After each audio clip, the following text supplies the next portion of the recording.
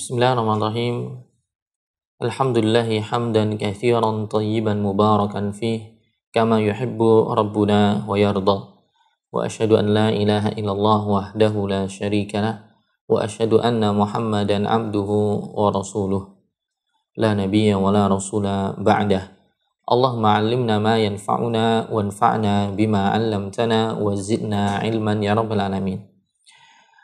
Sahabat bias yang dimuliakan oleh Allah Subhanahu wa taala, kaum muslimin semuanya, saudara-saudariku yang beriman, yang semoga Allah senantiasa memberikan taufiknya kepada kita semua. Fenomena kemunafikan, ya. Sifat kemunafikan seseorang mempunyai perangai karakter bermuka dua, ya. Atau orang yang punya watak hipokrit, ya, punya dua kepribadian. Dalam Islam namanya adalah seorang yang punya sifat kemunafikan. Dan sifat watak seperti ini dan orang yang munafik itu akan ada di setiap zaman, di setiap waktu, dan di setiap tempat. Ya. Sebagaimana di zaman orang termulia, Nabi SAW, keberadaan para sahabat-sahabat yang mulia, di sana juga banyak orang-orang munafik, ya, yang mana pentolannya atau gembongnya adalah Abdullah bin Ubay bin Salul dan teman-temannya. Ya, orang-orang yang mengaku dirinya Islam secara zahirnya, lahiriahnya, tapi di batin mereka menyembunyikan kekufuran, kebencian kepada Islam, ya, dan ingin meruntuhkan Islam sejatinya. Dan yang seperti ini akan ada ya di setiap zaman, setiap waktu, dan setiap tempat. Dan Allah mengancam orang-orang yang demikian, orang-orang munafik, orang-orang yang punya karakter seperti ini. Dalam Al-Quran banyak sekali diberikan ancaman. Bahkan Allah menurunkan surat khusus yang dinamakan surat Al-Munafikun. Ya. Tapi di ayat yang lain Allah berfirman, misalnya di surat An-Nisa, Allah mengatakan, Innal munafiqina fid darkil asfali minan nar. Sesungguhnya orang-orang munafik itu ya kelak akan ditempatkan di tingkatan yang paling bawah di neraka, yaitu di kerak neraka jahanam. Fiddargil asfal.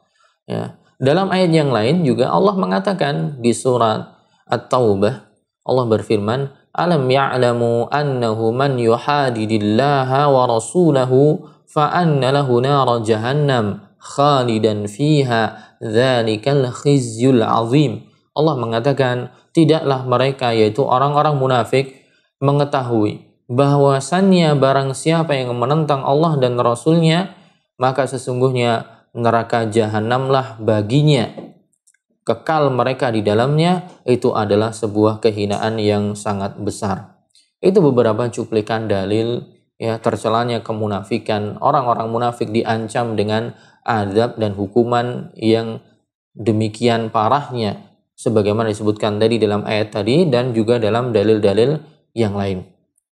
Kawan-kawan sekalian yang dimuliakan oleh Allah Subhanahu wa taala, adapun dalam masalah tema kemunafikan, para ulama membahasnya membagi dua, ya. Seperti misalnya di dalam buku akidah, ya, buku Ushulul Iman fi Dhaw'il Kitab wa Sunnah, kitab Ushulul Iman fi Dhaw'il Kitab wa Sunnah yang diterbitkan oleh kerajaan Saudi Arabia. Di situ para ulama membagi kemunafikan itu menjadi dua. Nah, dan dari sini nanti kita akan bisa tahu tanda-tanda orang munafik itu seperti apa. Nah, kemunafikan oleh para ulama dibagi menjadi dua. Yang pertama adalah nifaq i'tiqadi, yaitu kemunafikan secara ideologi, kemunafikan seseorang secara keyakinan, ya.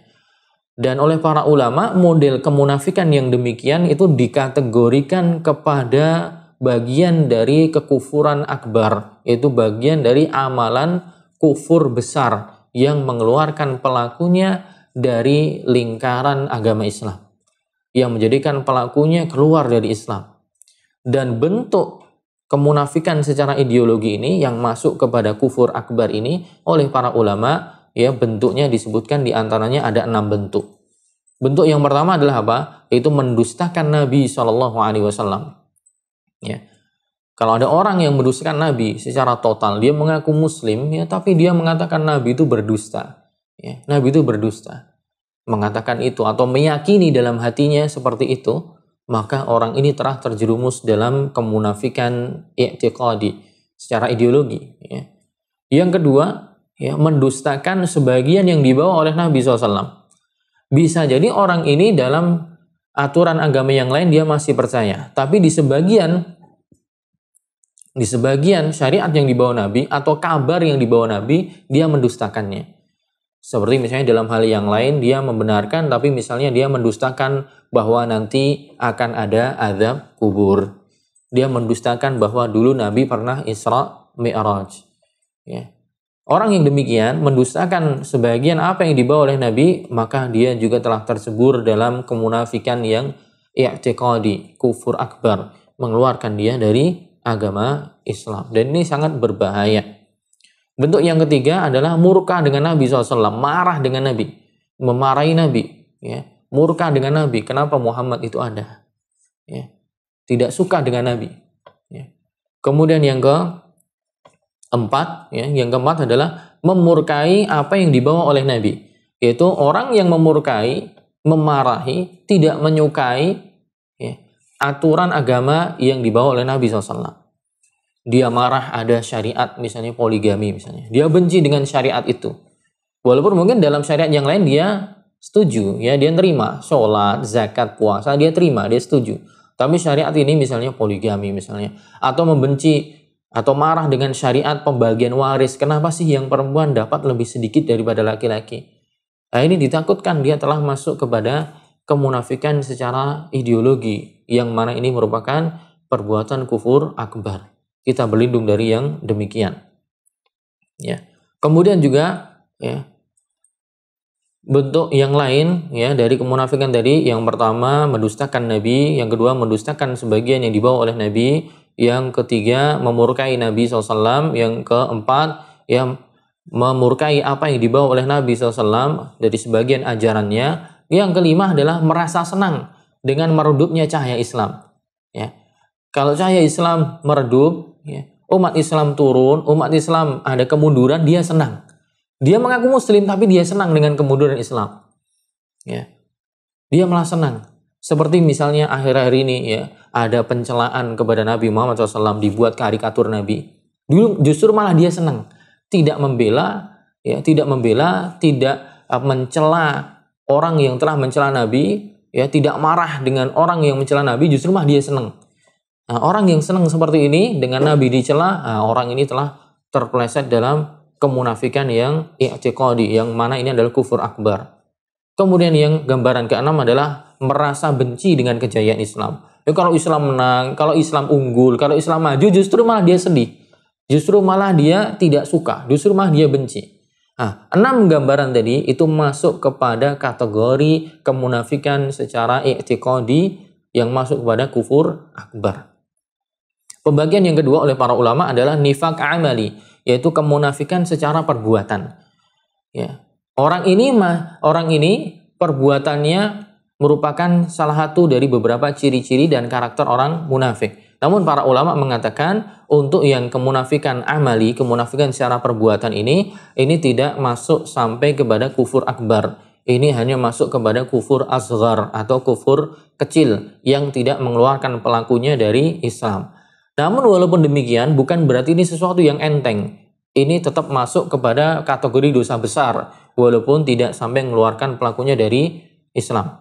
Nah, gambarannya ada berapa? Ada banyak, ya. Seperti misalnya dalam hadis Nabi SAW, ya, di hadis riwayat Bukhari dan Muslim, Nabi mengatakan, arba'un man kunna fihi kana munafiqan. Ada 4 tanda seseorang, ya, dia akan disebut sebagai seorang munafik.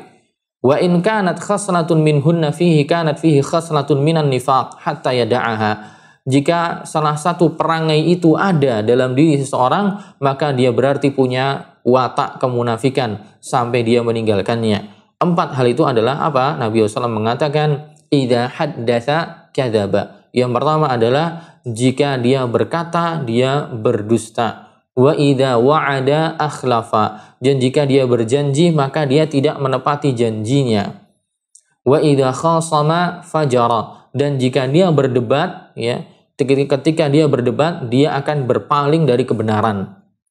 Ya, kemudian wa idza ahada ghadara, dan jika dia berjanji justru dia yang melanggar perjanjian tersebut. Ya, dari kedua hadis atau dari hadis di atas ya dapat kita simpulkan bahwa ciri kemunafikan secara amal ini ada 4. Ketika berbicara berdusta, ketika ya berjanji tidak menepati janjinya, ya, kemudian yang selanjutnya mengkhianati amanah ya, atau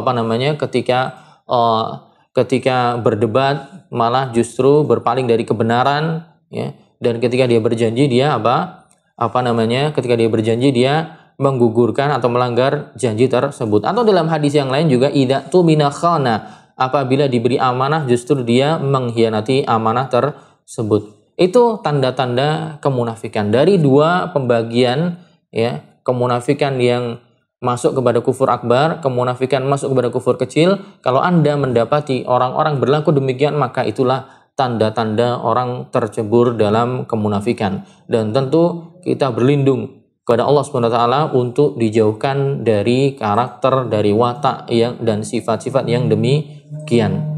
Mungkin itu sedikit yang bisa kita sampaikan. Barakallahu fiikum.